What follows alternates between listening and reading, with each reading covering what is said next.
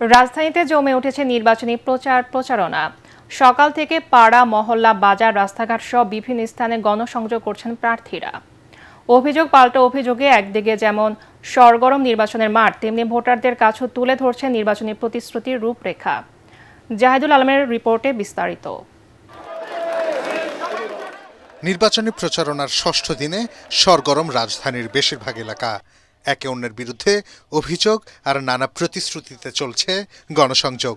চেষ্টা করছেন ভোটারদের মাঝে নতুন প্রত্যাশা সৃষ্টি করার।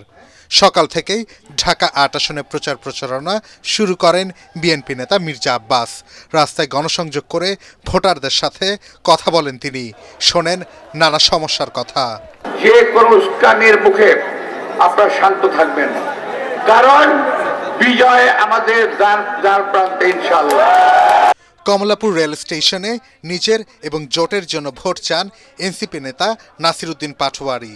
এ সময় তিনি নির্বাচনী প্রচারণায় বাধার অভিযোগ করে সুষ্ঠু ভোট আয়োজন নিয়ে সংশয় প্রকাশ করেন।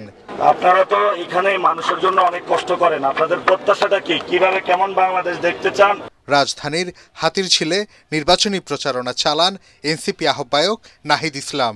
এ সময় নির্বাচন কমিশন ও গণমাধ্যম একটি দলের প্রতি পক্ষপাতিত্ব করছে বলে অভিযোগ করেন তিনি। রাজধানীর ধানমন্ডিতে গণসংযোগে এলাকার উন্নয়নের প্রতিশ্রুতি দিয়েছেন ঢাকা ১০ আসনের ১১ দলীয় জোট প্রার্থী ও জামায়াতে ইসলামীর নেতা জসিমউদ্দিন সরকার। তিনি বলেন, ভোটে নির্বাচিত হলে নিরাপদ ঢাকা ১০ গড়ে তুলবেন তিনি। এ আসনে শক্ত অবস্থানে আছেন বিএনপি মনোনীত প্রার্থী রবিউল আলম রবি। ঢাকা ১৭ আসনে মানিকদি এবং কালীবাড়ি এলাকায় বিএনপি চেয়ারম্যান তারেক রহমানের পক্ষে প্রচারণা এবং গণসংযোগ করেন নেতাকর্মীরা। এ সময় বিএনপি নেতা আব্দুস সালাম বলেন, ধানের শীষের পক্ষে গণজোয়ার উঠেছে।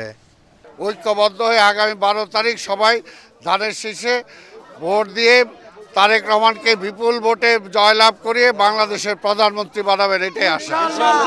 সকাল থেকেই ঢাকা ৬ আসনে চলছে বিএনপি প্রার্থী ইশরাক হোসেনের প্রচারণা। এ সময় তিনি এলাকার মানুষের আশা আকাঙ্ক্ষার কথা শোনেন এবং নির্বাচিত হলে তাদের দাবি বাস্তবায়নের প্রতিশ্রুতি দেন। গ্যাসের সংকট আমি নিরসনে কাজ করে যাব এবং অন্যান্য যে নাগরিক সমস্যা রয়েছে, জলাবদ্ধতা, যানজট, পরিবেশ দূষণ, বর্জ্য ব্যবস্থা ইত্যাদি, এগুলোর বিষয়ে আমরা প্রতিশ্রুতি দিয়ে যাচ্ছি। এদিকে ঢাকা ১১ আসনে গণসংযোগ করেন ইসলামী আন্দোলনের মনোনীত হাতপাখার প্রার্থী শেখ ফজলে বারী মাসুদ। জয়ের ব্যাপারে শতভাগ আশাবাদী তিনি। স্বতন্ত্র প্রার্থী হিসেবে ঢাকা ৯ আসনের সমস্যা সমাধানের প্রতিশ্রুতি দিয়ে নিজ আসনে গণসংযোগ করেন ডাক্তার তাসনিম জারা।